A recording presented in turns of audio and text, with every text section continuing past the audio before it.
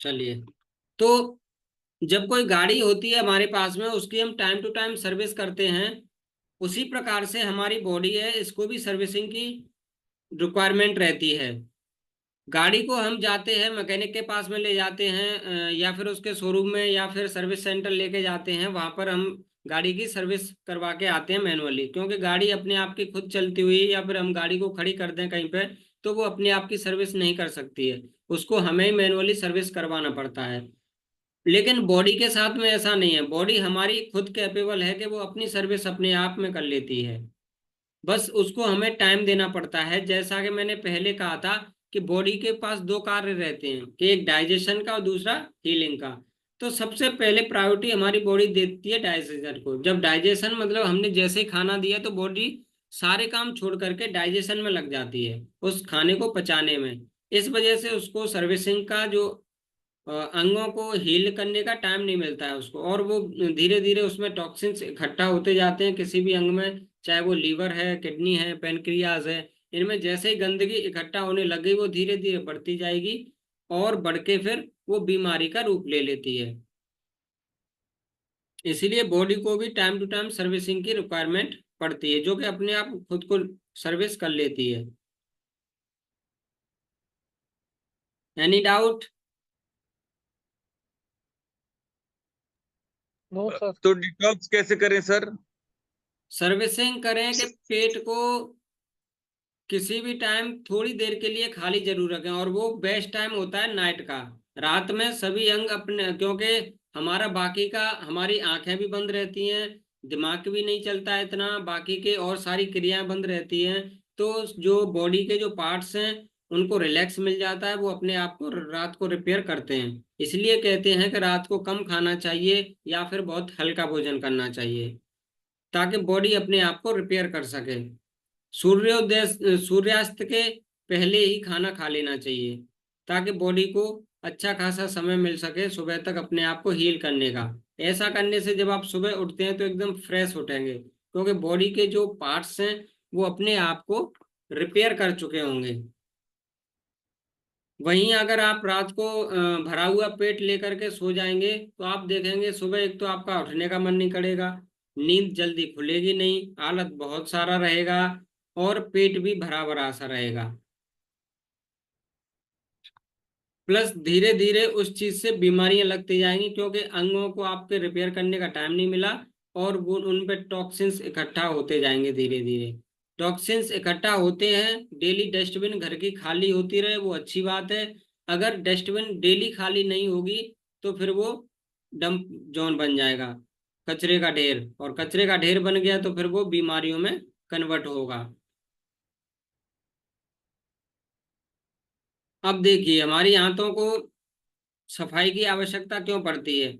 हम सब ने ये किचन का पाइप देखा है, सिंक का पाइप, लेकिन क्या किसी ने इस पाइप को अंदर से देखा है कैसा हो जाता है वो पाइप? कभी अगर आपने साफ किया हो या कभी चेंज किया हो तो काला हो है, जाता है वहां पे, घुल जाता है। काला हो जाता है, और तेल तेल ना एक लेयर पे लेयर, लेयर पे लेयर, कोटिंग पे कोटिंग जमा हो जाती है। मैंने साफ हाँ, किया है। बिल्कुल ऐसा हो जाता है कि देखा भी नहीं जाता है वो। हाँ, एक मैंने अंदर खुद से पूरे जाने लगे। हाँ। सुबह पूरा दाल चावल का उसमें पूरा अंदर भरा रहता है। हाँ, तो वो ही दाल चावल यहाँ पेट में डाल रहे हैं हम। और ये जो लंबाई है इस सिंक के पाइप की, ये ज्यादा से ज्यादा 1 मीटर 1.5 मीटर होती है मैक्सिमम। और इस सिंक की जो पेट में है, इस पाइप की लंबाई कितनी होती है? लगभग 30-32 फीट। अब सोचिए, जब इतना छोटा पाइप गंदा हो जाता है, तो इस 30-32 इस आंतों में से जब कोई चीज निकल रही है, वही दाल चावल यहाँ निकल रहा है, वही तेल वगैरह यहाँ निकल रहा है, वही सब्जी यहाँ निकल रही है इस इन आंतों में से, तो क्या यहाँ पे नहीं चिपकती होंगी ये चीजें? क्या हालत होती होगी चिपक चिपक के इसकी। तो जो हमारे आयुर्वेद में भी कहा गया है कि हमारी सभी बीमारियों का लगभग 90-95% बीमारियों का कारण हमारा डाइजेशन है। ये आते हैं, यहीं से टॉक्सिन्स बनते हैं, यहीं से बीमारियां पैदा होती हैं। जैसा हम खाएंगे वो ही चीज हमारे ब्लड में रोटेट होगी आंतों के द्वारा। हम गंदा खाएंगे, वो गंदा जाएगा पूरे ब्लड में। अच्छा खाएंगे, न्यूट्रिशन खाएंगे, विटामिन खाएंगे, तो वो जाएंगे हमारे ब्लड में। जैसी चीजें हम खाएंगे वो चीजें हमारे ब्लड में घूमेंगी, सर्कुलेट करेंगी और वो बीमारी को जन्म देंगी। तो इन आंतों में कितनी गंदगी जमा हो जाती है, इसको साफ करने के लिए इन आंतों को हम रेस्ट तो दें, लगातार इनमें भोजन ना पड़ा रहे। अब जैसे मान लीजिए हमने खाना खाया, तो जो मैं बता रहा था, जो वाटर रिच फूड हैं उनको पचने का टाइम,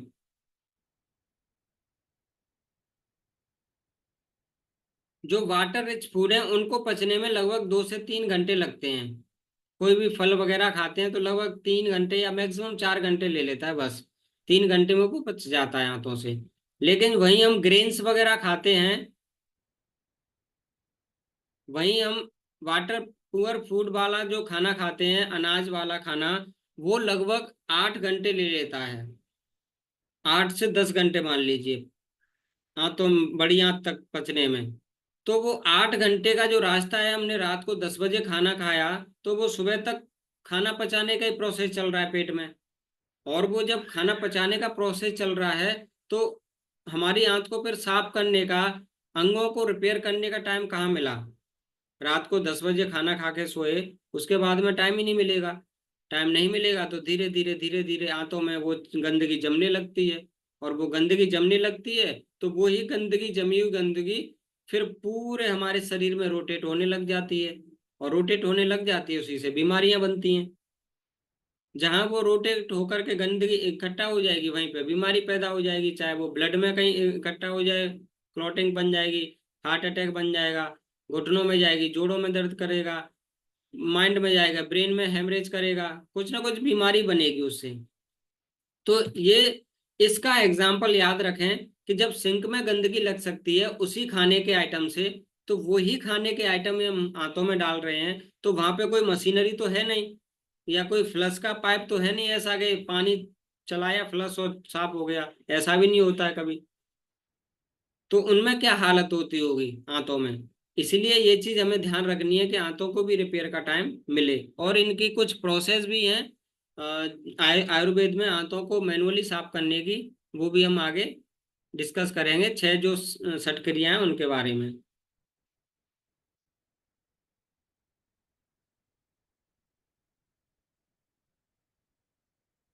कहीं पे कोई डाउट हो तो पूछ लेना।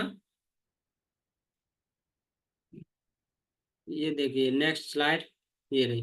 पाचन की क्रिया कैसे चलती है हमारे शरीर में। ये यहाँ से हम खाना खाते हैं और फूड पाइप से अंदर गया और आंतों से पूरे शरीर में जाता है, आंतों सर में सबसे बड़ा क्वेश्चन है कि फूड पाइप अपनी आंतों को साफ कैसे करें। हाँ, वो तो एक साथ नहीं वो पाएगा। आगे बताऊंगा मैं। वो तो आगे जो षटक्रियाएं हैं वो इसलिए हैं, वो आयुर्वेद में हमारे में इन सभी अंगों को साफ करने की प्रक्रियाएं हैं। तो ये आंतों में इस तरीके से आंत होती है, उसके अंदर विलाई होती हैं। ये विलाइयां क्या करती हैं, जो भी हम खाते हैं उसको अवशोषित करती हैं, एब्जॉर्ब करती हैं और उसके पूरे ब्लड में रोटेट कराती हैं। ये विलाई का बड़ा रूप है इस तरफ को। ऐसी ऐसी इनमें क्या है कि खून की छोटी छोटी छोटी छोटी नली वो हैं, वेन्स, ठीक है। खून की नलियां हैं, ये इन विलाइयों में चल रही हैं। अब विलाइयों के ऊपर जो रहता है, चाहे न्यूट्रिशन मिले, प्रोटीन मिले या विटामिन मिले या गंदगी मिले, जो चीज यहाँ बाहर रहेगी वही चीज अंदर जाएगी ये खून में। तो खून अवशोषित करता रहता है उसमें से अपने काम की चीजें।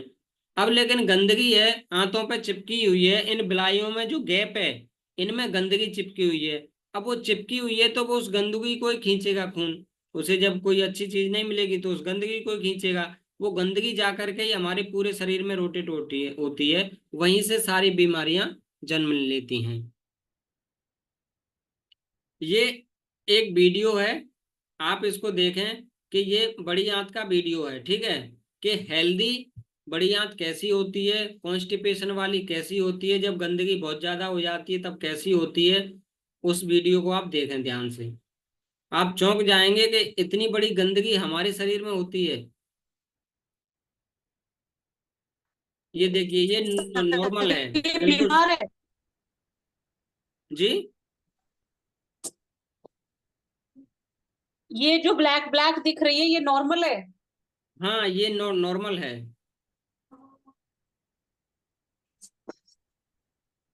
उस पर लिखा हुआ भी रहेगा अभी।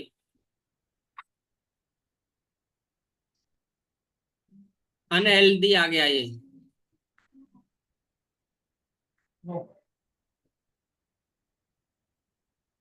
ये देखिए क्या क्या चिपका हुआ है अच्छा, ये इसमें। येलो कलर की हो।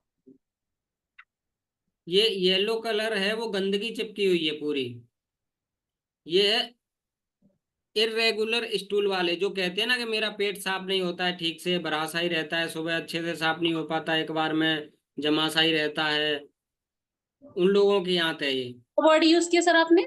जी। क्या वर्ड यूज किया आपने? स्टूल। क्या वर्ड यूज किया आपने?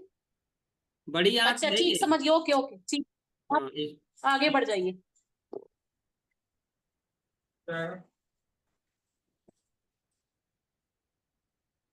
और ये रियल वीडियो है, कोई बनाया हुआ नहीं है, ये डॉक्टरों ने कैमरे से लिया हुआ है।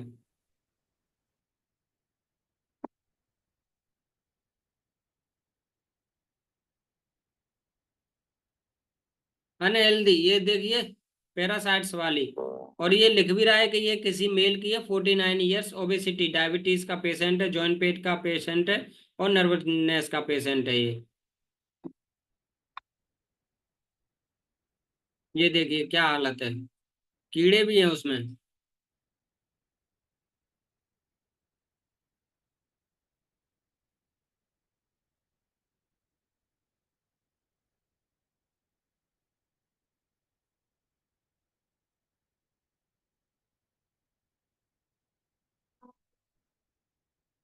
नेक्स्ट आएगा अनहेल्दी कोलोनल कैंडिडियासिस, ये कोई बीमारी का नाम है। एलर्जेटिक अस्थमा, इम्यूनो डेफिशिएंसी, हाँ जिसकी इम्यूनिटी कमजोर है, एलर्जी है, अस्थमा है उसकी।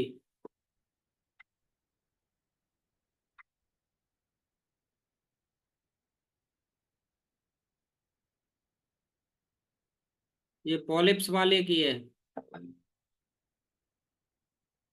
हाइपरटेंशन, उसको ये बीमारियां हैं।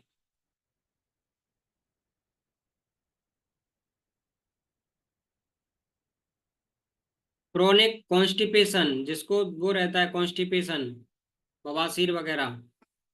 ब्रेस्ट कैंसर है।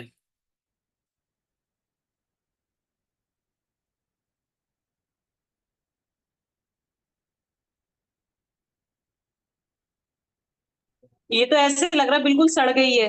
हाँ कॉन्स्टिपेशन वालों की है, जिनको कॉन्स्टिपेशन रहता है।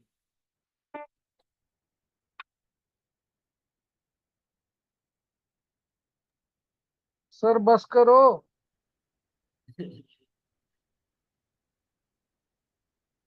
स्टॉप सर बस गेटिंग करो ये सिक, सब। colon cleansing is the best you can do for your health।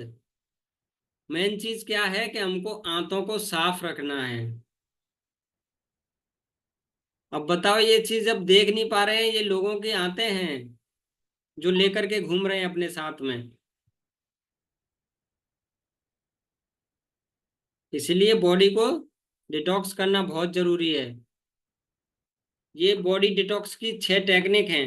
नेति, धोती, त्राटक, कपालभाति, नौली, बस्ती। नेति हम करते ही हैं, जल नेति, ईएनटी की सफाई के लिए। उसके बाद में आपकी देखो फूड पाइप को साफ करने के लिए धोती है। आंखों की सफाई के लिए त्राटक है। पेट की सफाई के लिए कपालभाति है ऊपर की। नौली क्रिया है। हाथों की सफाई के लिए बस्ती है। ये 6 क्रियाएं हैं जो कि हठ योग में आती हैं। ये 6 क्रियाओं के द्वारा हम अपने शरीर की सफाई। सर आप इसको दोबारा डिस्क्राइब कर दीजिए। जी। इसको दोबारा बता दीजिए। अच्छा, ये 6 क्रियाएं हैं, षटकर्म के नाम से जानी जाती हैं। षटकर्म का मतलब 6। इन 6 क्रियाओं के द्वारा हम अपने पूरे शरीर की सफाई करते हैं।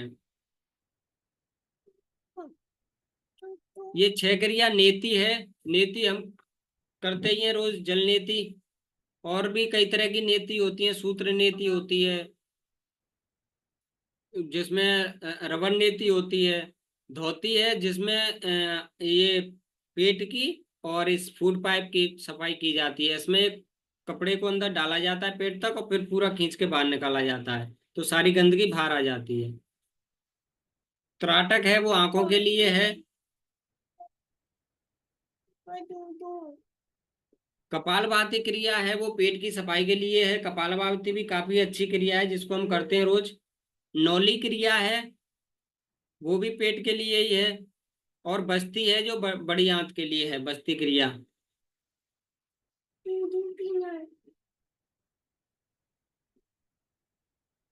तो ये 6 क्रियाएं हैं जिनके द्वारा हम अपने शरीर की सफाई करते हैं।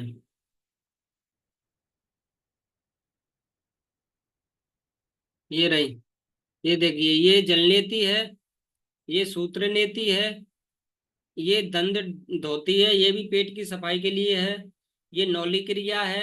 ये कुछ क्रिया हैं जो मैंने की हुई हैं, जिनके फोटोज लगे हुए हैं। धोती में पेट की सफाई होती है, बस्ती में ये पाचन तंत्र की सफाई होती है।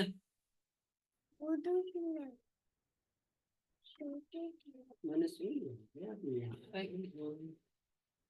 थोड़ी देर में आता हूँ, है।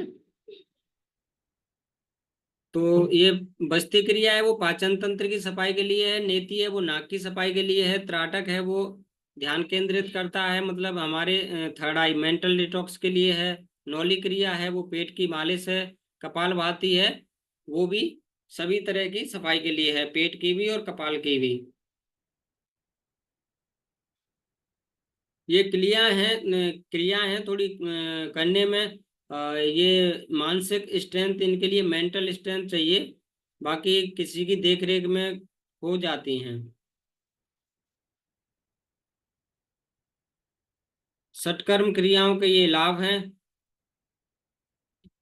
मतलब सभी जो लाभ हैं वो इन क्रियाओं से मिल जाते हैं।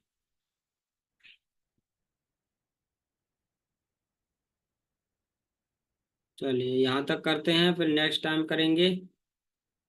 कौन कौन है, फिर हम अब एक छोटा सा टॉपिक लेंगे हैप्पीनेस का उसके बाद में, और धीरे धीरे हम